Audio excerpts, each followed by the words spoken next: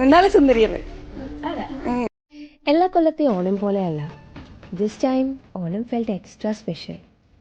അതിന് കാരണം ഈ അമ്മമാരും അച്ഛന്മാരുമാണ്. എന്താ അവരെ പറ്റി പറയുക?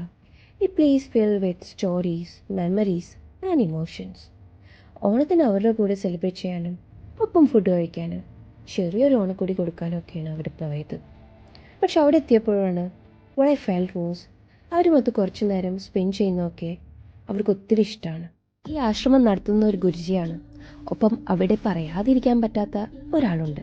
The one who really surprise me. Shuni ചേച്ചി. സ്വന്തം മക്കളെ പോലെ or even more than that അമ്മമാരെയും അച്ഛന്മാരെയും ടേക്ക് കെയർ ചെയ്യുന്നത് കാണുമ്പോൾ വല്ലാത്തൊരു രസമായിരുന്നു. അവിടെ 32 പേരുണ്ട്. അവർക്കൊക്കെ ഡിഫറെൻറ്റ് ഭക്ഷണ രീതിയാണ്.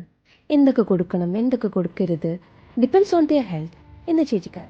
ഞാൻ ഗുരുവായൂരുന്ന എന്ന് പറഞ്ഞപ്പോൾ അമ്പലത്തിൽ പോയിട്ടും കൃഷ്ണനെ കണ്ടിട്ടും കുറേ കാലമായി എന്ന് പരിഭവം പറഞ്ഞവരുണ്ടായിരുന്നു ആ കൂട്ടത്തിൽ. എല്ലാം കഴിഞ്ഞ് എല്ലാവരോടും യാത്ര പറയുമ്പോൾ പോവണ്ട എന്നും തിരിച്ചുപോയി കൃഷ്ണനോട് ഞങ്ങളെപ്പറ്റി പറയണമെന്നൊക്കെ പലരും പറഞ്ഞു.